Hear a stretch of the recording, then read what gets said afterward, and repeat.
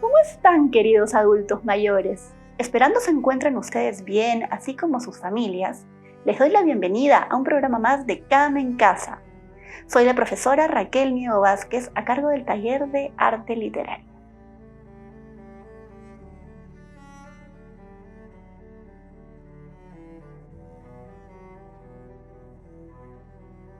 El objetivo de esta sesión es aprender a identificar nuestra voz poética, personal o colectiva, clásica o vanguardista. ¿Están listos para desarrollar este súper talento? Entonces, comencemos.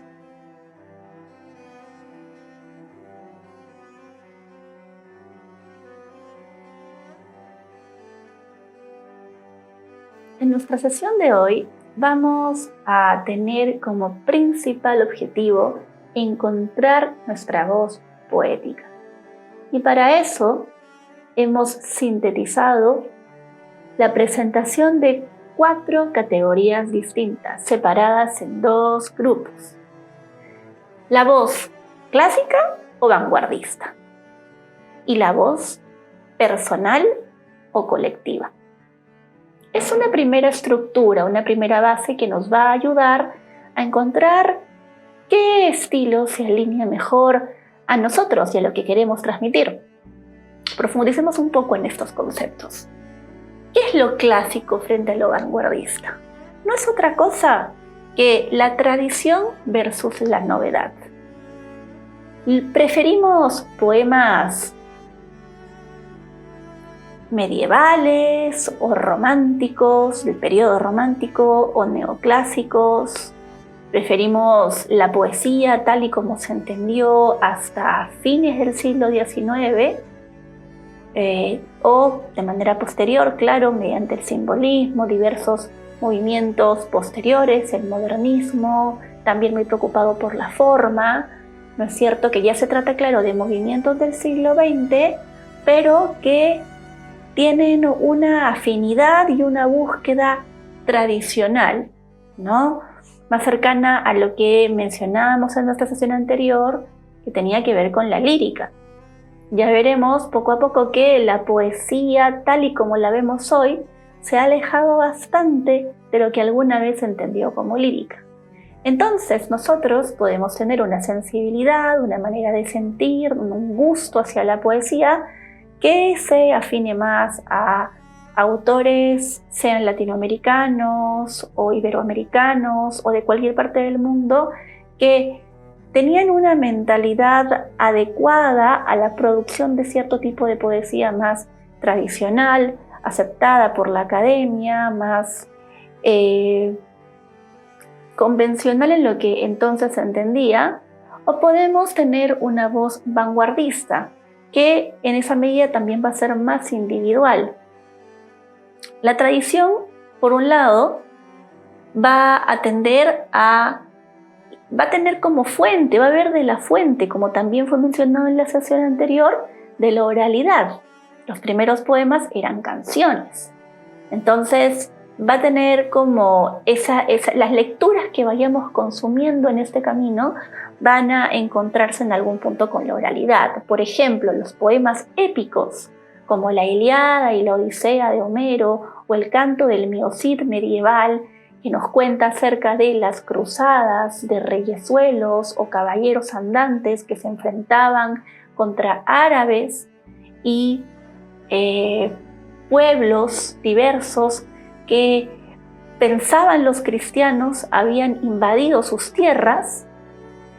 Se trata pues de poesías y de poemas y de autores que, a pesar de que nos están narrando una historia, lo que nos podría confundir un poco y hacernos pensar que estamos hablando de narrativa, en realidad estaban estas historias contadas en verso. ¿Y por qué estaban contadas en verso?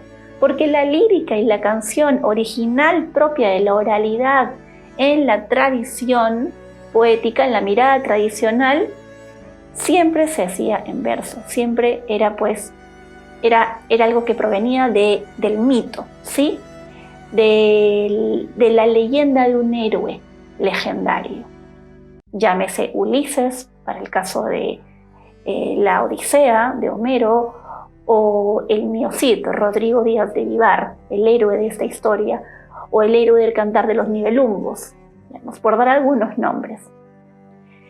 A esto se va a oponer la escritura y la racionalidad, conceptos que son más afines a la poesía vanguardista, aquel que no es colectiva, también vale mencionar, como sí lo ha sido la clásica, sino que tienen este título de autor, este tema del autor que llega con la entrada del capitalismo burgués en la Edad Media. Bien, también hay una noción fija de belleza en la poesía tradicional, ¿sí?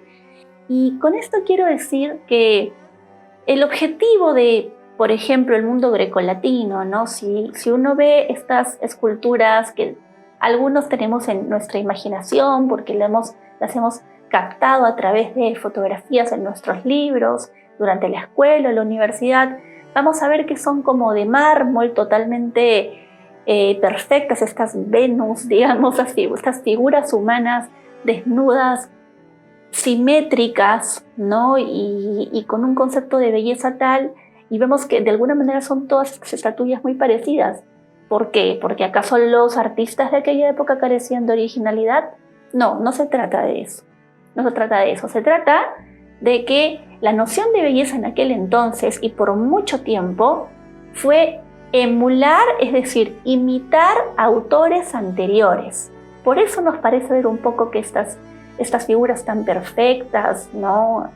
Están un poco hechas quizás en serie, o bueno, no en serie, pero que son muy parecidas entre ellas, porque el objetivo era emular o imitar lo que ya habían logrado los grandes, ¿de acuerdo? Los grandes artistas de la época que ya habían estructurado y habían dicho que la belleza era de mármol, que la belleza era la simetría, que la belleza, la mujer bella, el hombre bello, se ponía en palabras de determinada manera, o se esculpía de determinada manera, o se pintaba de determinada manera. Frente a esto oponemos la belleza relativa, la del autor, la idea de que hay una multiplicidad ya hoy en día infinita de maneras de concebir lo que es bello, ¿no? Digamos, ya el tema del gusto se ha impuesto sobre el tema de la belleza. Lo que me gusta a mí es tan respetable o potencialmente tan bello como lo que te gusta a ti, lo que le gusta a cualquier persona, ¿no? Entonces, esto es clave si oponemos la tradición a la modernidad en el arte y particularmente en la poesía. También se oponen la forma al fondo. La forma en tanto rima y métrica, conceptos que vamos a detallar en nuestras siguientes sesiones. La rima y la métrica como una serie de normas que sirven de técnica para asegurar determinada melodía con un efecto emocional, como hemos visto anteriormente, o sensorial, de imágenes, de evocaciones, a través del sonido, ¿no? Que digamos que te quedan las palabras, ¿no? La cantidad de consonantes o de vocales que utilicemos en cada caso, tal y como funciona nuestra rima, nuestra métrica. En la modernidad no es así. En la modernidad lo que más importa es el fondo. ¿Qué es lo que queremos comunicar? Por eso encontramos quizás que, digamos, en la Edad Media los poemas nos podían parecer de fondo un tanto similares. ¿no? Porque todos eran quizás sobre el amor cortés, cortejar a una dama, o ir a batallar en la guerra, en las cruzadas, recuperar Jerusalén para los cristianos, etcétera, ¿no? Mientras que era así, mejor dicho, porque la forma era lo importante, el respeto por la rima y la métrica, el soneto alejandrino, ¿no? Todas estas variantes que podemos encontrar en la perfección técnica era donde estaba la belleza. Lo mismo que estas estatuas que yo les daba hace un momento de ejemplo para mausoleos griegos o latinos o romanos, ¿no? O para iglesias góticas, barrocas, en fin. La belleza en general se comprendía más desde la forma que desde el fondo.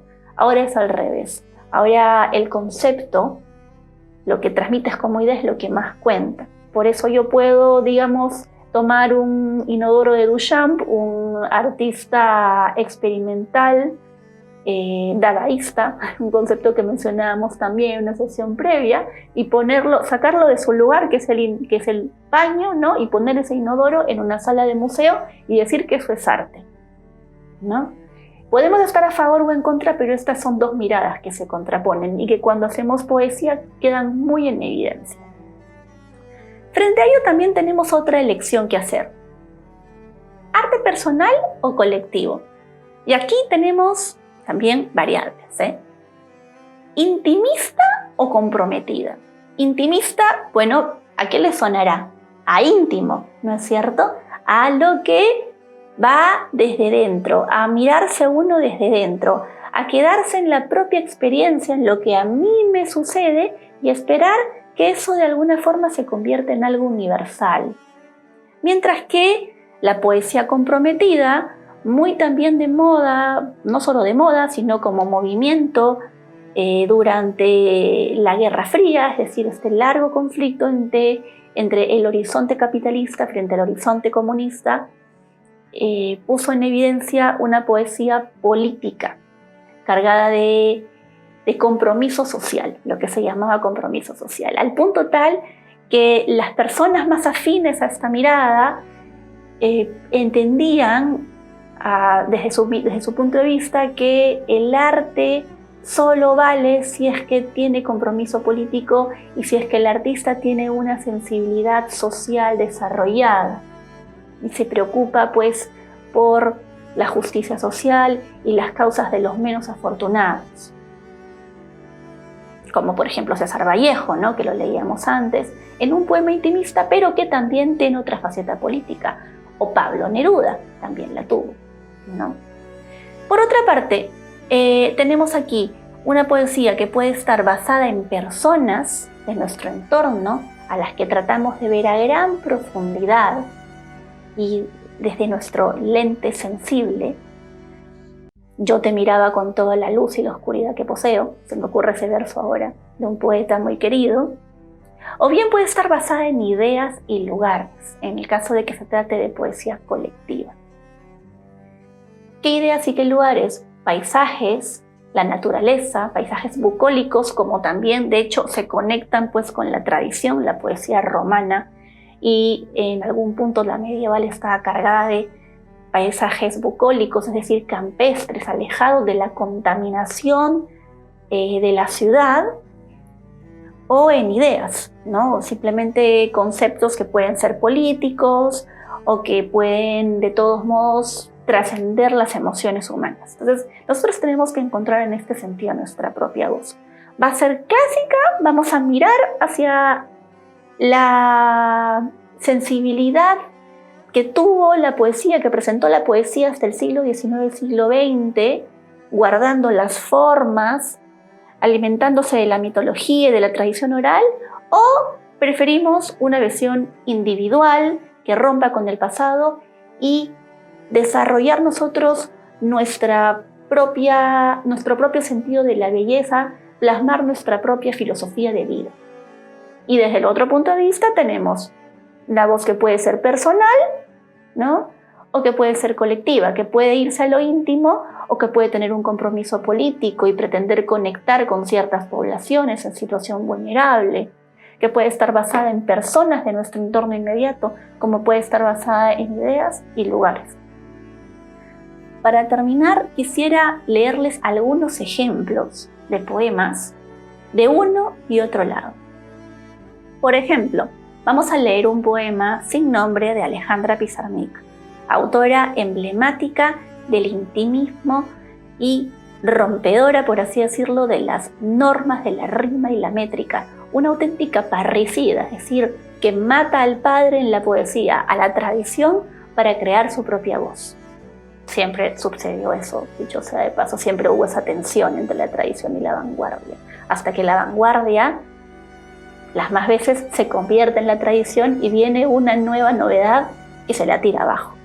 Pero bueno, Pizarnik no vivió para verlo porque lamentablemente tuvo una muerte temprana, dejándonos un legado muy intimista, muy de este lado, muy personal y muy vanguardista. Y dice así: Señor, la jaula se ha vuelto pájaro y se ha volado y mi corazón está loco, porque aúlla a la muerte y sonríe detrás del viento a mis delirios. ¿Qué haré con el miedo? ¿Qué haré con el miedo? Ya no baila la luz en mi sonrisa, ni las estaciones queman palomas en mis ideas. Mis manos se han desnudado y se han ido donde la muerte enseña a vivir a los muertos. Señor, el aire me castiga el ser, detrás del aire hay monstruos que beben de mi sangre. Es el desastre, es la hora del vacío no vacío, es el instante de ponerse rojo a los labios, oír a los condenados gritar, contemplar a cada uno de mis nombres ahorcados en la nada. Señor, tengo 20 años, también mis ojos tienen 20 años, y sin embargo no dicen nada. Señor, he consumado mi vida en un instante. La última inocencia estalló. Ahora es nunca o jamás, o simplemente fue. ¿Cómo no me suicido frente a un espejo y desaparezco para reaparecer en el mar donde un gran barco me esperaría con las luces encendidas? ¿Cómo no me extraigo las venas y hago con ellas una escala para huir al otro lado de la noche? El principio ha dado a luz a su final. Todo continuará igual. Las sonrisas gastadas, el interés interesado, las preguntas de piedra en piedra, las gesticulaciones que remedan amor, todo continuará igual. Pero mis brazos insisten en abrazar al mundo, porque aún no les enseñan que ya es demasiado tarde. Este es solo un fragmento de un poema sin nombre de Alejandra Pizarnik, que nos sirve para ejemplificar lo más intimista en el seno de la poesía personal, que no tiene ningún afán colectivo. Desde luego, Alejandra Pizarnik se declaraba apolítica y era una persona, hay que decirlo, que no le interesaba en gran medida el mundo externo. Puede parecernos más o menos válido, pero era así, no tenía ninguna preocupación social, le preocupaba lo que sucedía en su espíritu, y eso no evitó que fuera una gran poeta. ¿De acuerdo? O Pablo Neruda, que está en el lado contrario, por ejemplo, hizo poesía colectiva y ganó un premio Nobel literario. Entonces, vamos a leer otro ejemplo. ¿Por qué no uno de la poesía tradicional? Vivo sin vivir en mí. Vivo sin vivir en mí y tan alta vida espero que muero porque no muero. Vivo ya fuera de mí después que muero de amor, porque vivo en el Señor que me quiso para sí. Cuando el corazón le di, puso en él un letrero, que muero porque no muero. Esta divina prisión del amor en que yo vivo ha hecho a Dios mi cautivo y libre mi corazón, y causa en mí tal pasión ver a Dios mi prisionero, que muero porque no muero. ¡Ay, qué larga es esta vida! ¡Qué duros estos destierros, esta cárcel, estos hierros en que el alma está metida! Solo esperar la salida me causa dolor tan fiero, que muero porque no muero. Este poema tan hermoso, el de la no solo poeta, sino también mística Santa Teresa de Jesús, una monja dedicada a la literatura y al estudio, que pasó toda su vida enamorada del Señor en el año 1571, como lo acabo de mencionar, donde pues un momento tal en el que todavía la sociedad occidental, es decir, ya entonces latinoamericana, pero sobre todo europea, está en pleno paso entre el Renacimiento y la Edad Media.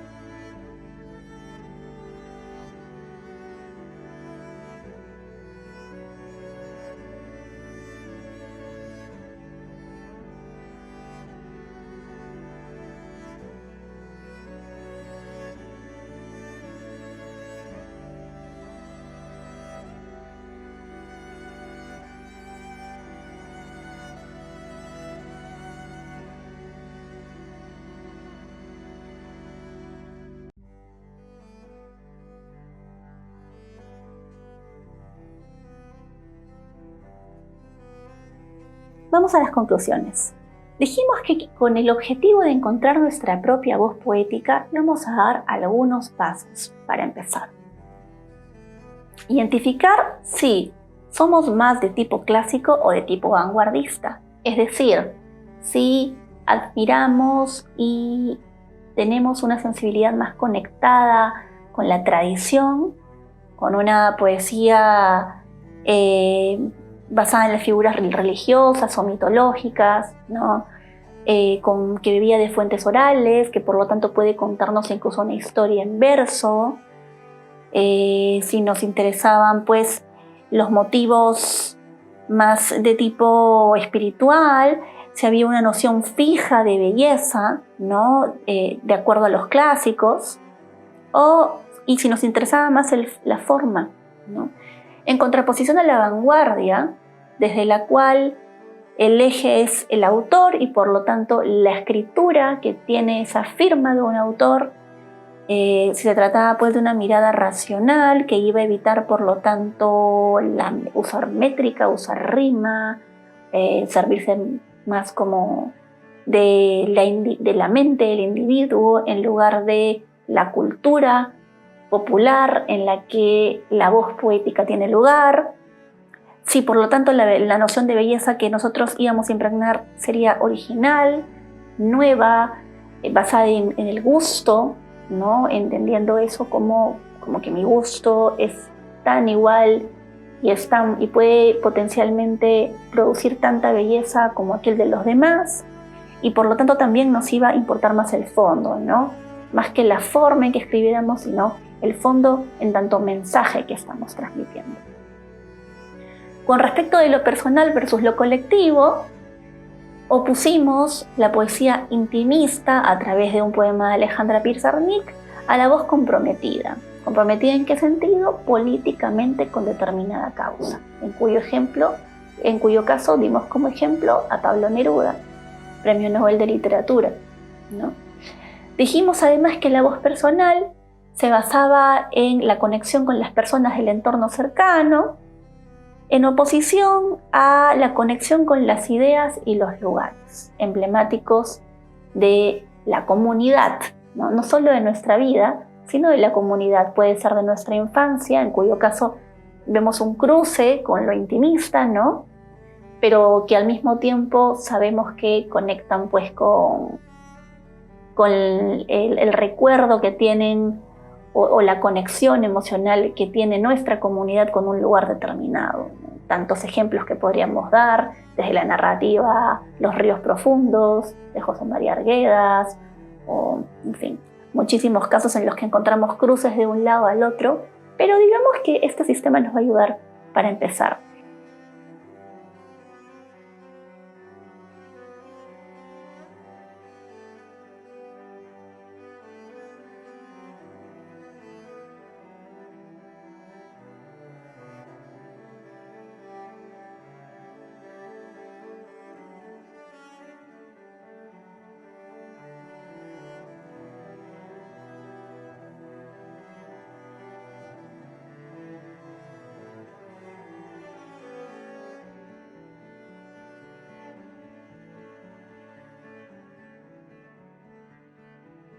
Y luego, como ejercicio, planteamos algo muy sencillo, que es ayudarnos a producir un nuevo poema con una fotografía.